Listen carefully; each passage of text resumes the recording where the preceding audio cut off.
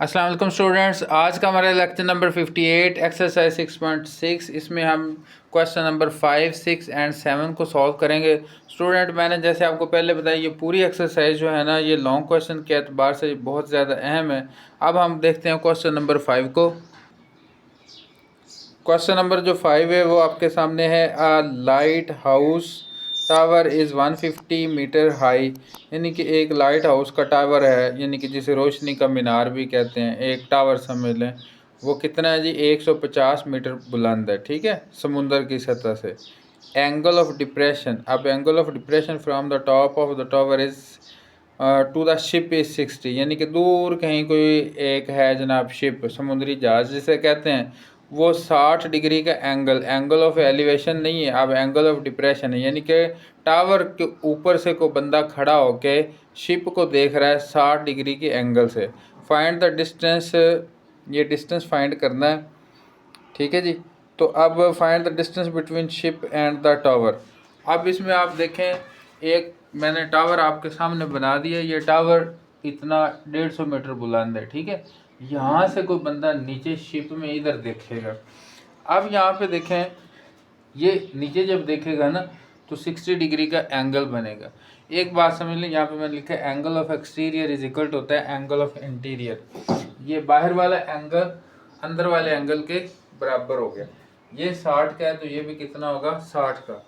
Height दे दी गई, angle of depression दे दिया गया, इस तरह हमने ये वाला एंगल ले लिया, ठीक है। डिस्टेंस ये हमने फाइंड करना है, ये मौजूद है, ये फाइंड करना है। ये एंगल है, क्या करूँगा? टेन थीटा लगाऊंगा। Tan theta is equal to 150 over d, ठीक है। टेन 60 कितना होता है? स्क्वायर रूट 3 इक्वल ये 150 ओवर डी। डी इधर चला जाएगा, ये इधर आ जाएगा, ठीक है ना। आपको पता है एक चीज़ इधर डिवाइड, इधर मल्टीप्लाई, इधर मल्टीप्लाई, इधर डिवाइड। तो कैलकुलेटर से जस्ट इसे सॉल्व करो। 86.6 मीटर जो है वो इसका फासला आएगा। ये आ गया जी, मीनार से लेकर शिप तक का फासला कितना है? 86.6 मीटर। क्वेश्चन नंबर 6 देखें। Measure of an angle of elevation of the top of a pole is 15, ठीक है। एक एलिवेशन का एंगल, एक पोल है आपके पास, वहाँ से एक बंदा 15 डिग्री के एंगल बना के उसको देख रहा है। तो फिर वो क्या करता है? वो पोल की तरफ 100 मीटर जो है ना वो मूव करता है। 100 मीटर वो चल के गया है। फिर जो एंगल बना है वो बना है जी 30 डिग्री, ठीक है। अब वो कहता है पोल की हाइट आप फाइंड करके बताओ। ये क्वेश्चन थोड़ा सा टेक्निकल है, तो इसको आप देखें। ये फर्ज करें कि ये आपके पास एक पोल है, ठीक है। अब ये पोल है, पहले वो एक बंदा है जनाब, उसने देखा है इस पोल की तरफ ऐसे, और एंगल उसका बना है जी 15 डिग्री। अब वो कहता है जी यहाँ से लेके यहाँ तक 100 मीटर वो बंदा मूव करके गया, ठीक है। यहाँ से लेके यहाँ तक ये 100 मीटर उसने मूव किया है। फिर उसने दोबारा इसी पोल की तरफ देखा है। फिर जब दोबारा देखा है, अब जो एंगल बना है वो कितना बना है जी? 30 डिग्री। बात समझ आ गई कि नहीं? दो चीज़ें आ गई इसमें। अब वो कहता है जी ये जो हाइट है ये फाइंड करो। ट्राइंगल अगर आपको समझ आ गई तो क्वेश्चन हो जाएगा। अब मैं इसको लेबल कर, इसको क्या देते हैं जी ए, इसको क्या देते हैं जी बी, इसको क्या देते हैं सी, और ये आ गया डी। एक ट्राइंगल, इसमें एंगल ये पूरी कंप्लीट ट्राइंगल, इसमें एंगल 15, एक ट्राइंगल ये वाली, इसमें एंगल 30। अब मैं क्या करता हूँ जी, ये एंगल 30 वाली को मैं क्या देता हूँ? 1 कह देता हूँ, ठीक है। अब सबसे पहले मैं क्या करता हूँ जी, मैं लिखता हूँ जी एंगल 1, इसको मैं थीटा 1 कह देता हूँ, इसको मैं क्या कह देता हूँ? चलो इसको 1 कहने की ज़रूरत नहीं है, थीटा के अकॉर्डिंग ही हमें समझ आ जाएगी कौन सी 1 है कौन सी 2 है। अब एंगल 1 हमारे पास कितना है जी? वो है 15 डिग्री। एंगल 2 हमारे पास कितना है जी? वो है 30 डिग्री। और ये सी डी जो है मेजरमेंट सी डी, वो हमारे पास कितना है जी? 100 मीटर। बात समझ आ गई जी? हाँ जी बिल्कुल। अब यहाँ पे इसको मैं एक्स कह देता हूँ, अभी ये डिस्टेंस हमारा रहता है, ठीक है। अभी मैं क्या करता हूँ, मैं लगाता हूँ जी टेन थीटा। क्वेश्चन को ध्यान से समझना आपने, वो होता है जी h/x टेन थीटा 2। अब यहाँ पे आपने 2 लाजमी लिखना है, सही है, क्योंकि इसके अकॉर्डिंग हो रहा है। अब टेन थीटा 2 लगाया तो टेन थीटा 2 कितना था, वो था टेन 30 डिग्री h/x। ठीक है, अब मुझे क्या चाहिए जी, मुझे तो h चाहिए, तो क्या हो जाएगा x टेन 30 डिग्री। बात समझ आ गई, h। अब टेन 30 डिग्री की हमारे पास जो है वैल्यू, वो मैं पुट कर दूंगा। अगर आपको याद है वैल्यू तो पुट कर दें, अदरवाइज नहीं याद तो कैलकुलेटर का आप सहारा ले लें। ठीक है, अगर याद है तो अच्छी बात है। तो ये हो जाएगा x 1/√3 इक्वल टू h। अब इस हिस्से को कैलकुलेटर से सॉल्व करें। कैलकुलेटर से जब आप सॉल्व करेंगे तो ये निकल आएगा 0.577 x is equal to h। कैसे मैंने ये निकाला है, 1 डिवाइडेड बाई √3। ये ऐसे करना है जी, 1 डिवाइडेड बाई का फिर बटन दबाना है, जज़र की अलामत डालनी है और 3, तो ये आ जाएगा 0.577। ठीक हो गया। अब इसको मैं कह देता हूँ 1, क्योंकि मेरे पास अभी x नहीं है। x आ जाता तो हाइट निकल आनी थी। ठीक हो गया, अब मेरे पास x तो है नहीं, तो जब x नहीं है तो हाइट मेरे पास कैसे निकलती। ठीक है, अभी क्वेश्चन को और करना पड़ेगा। फिर मैं क्या करता हूँ जी, इन ट्राइंगल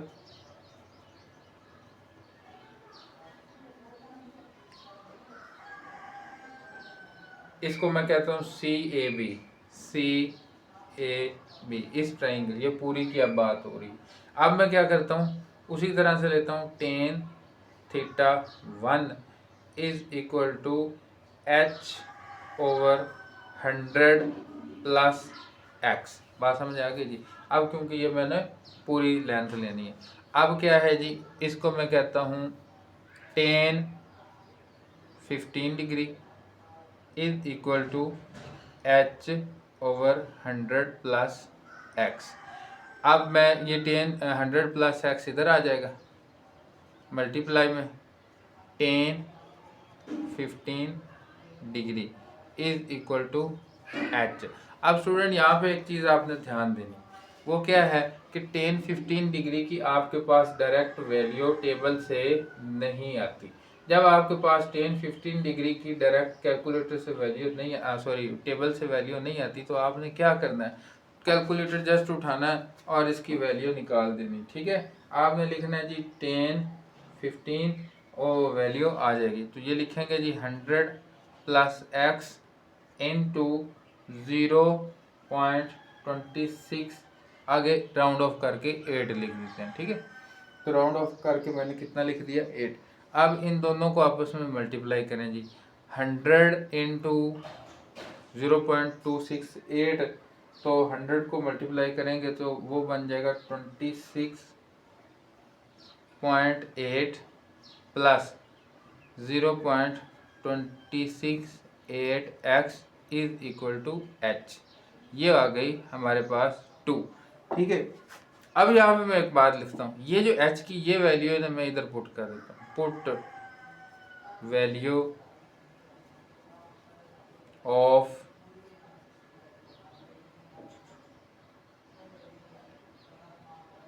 x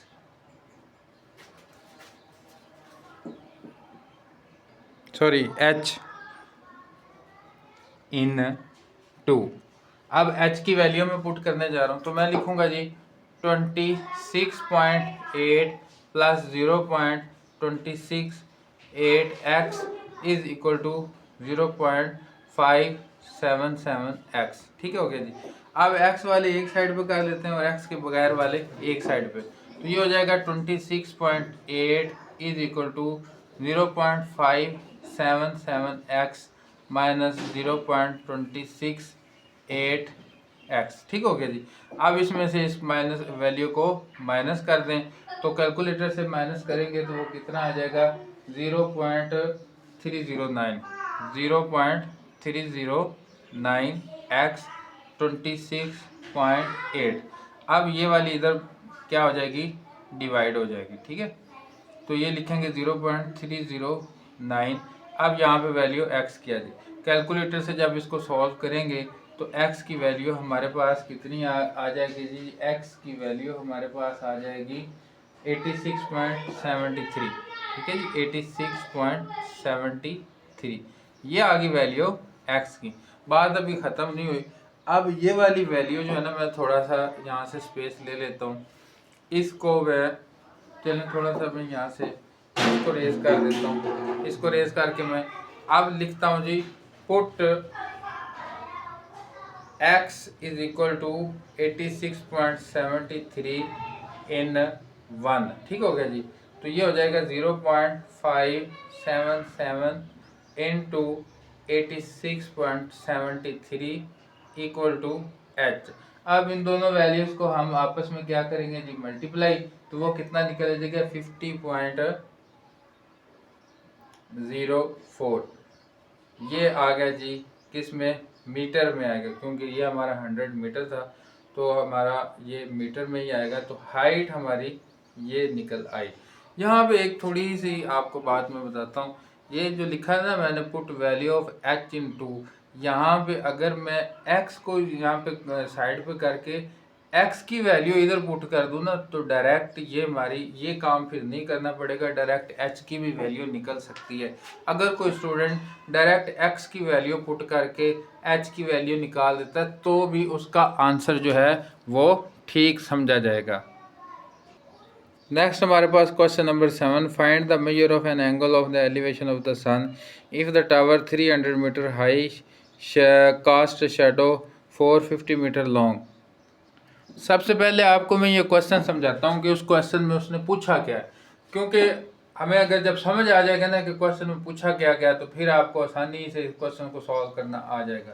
एक है जी टावर आपके पास, ठीक है जी, ये टावर है जी 300 मीटर लंबा है टावर।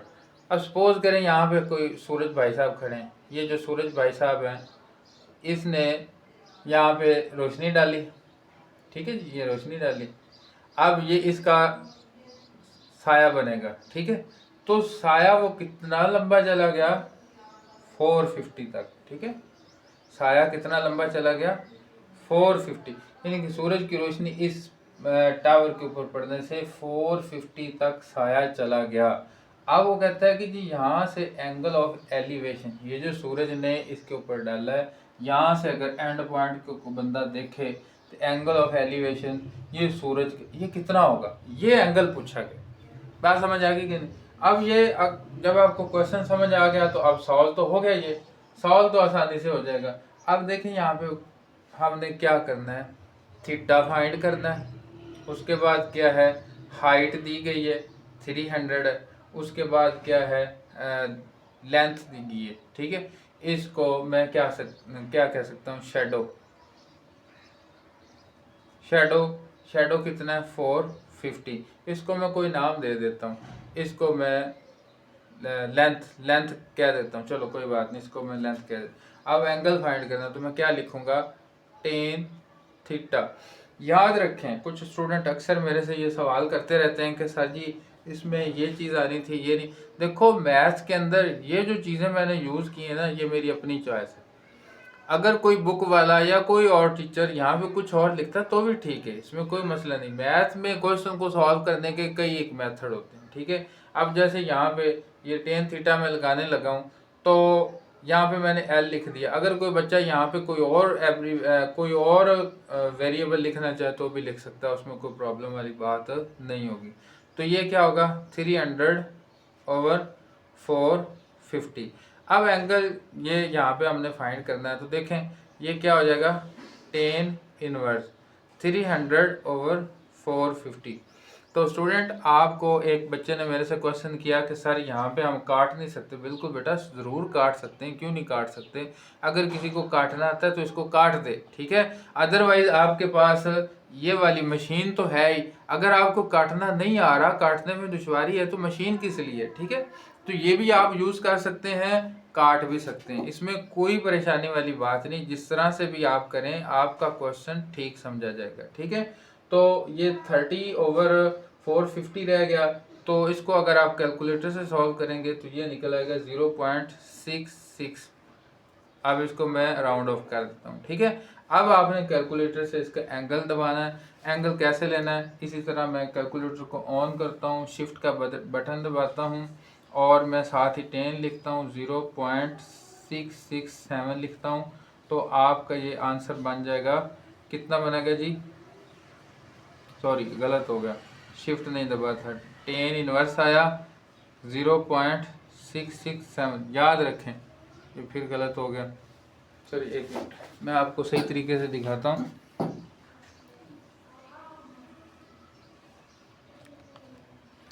यहाँ पे देखें, जब तक आपने ये शिफ्ट जब दबाना है ना, 10 इनवर्स नहीं आएगा ना, ये आपको नज़र आ रहा है, उम्मीद करता हूँ नज़र आ रहा होगा, तब तक आपका एंगल सही नहीं आएगा, ठीक है। 0.667 दबाया, अब देखें ये 33.7, ये इसका आंसर आ गया।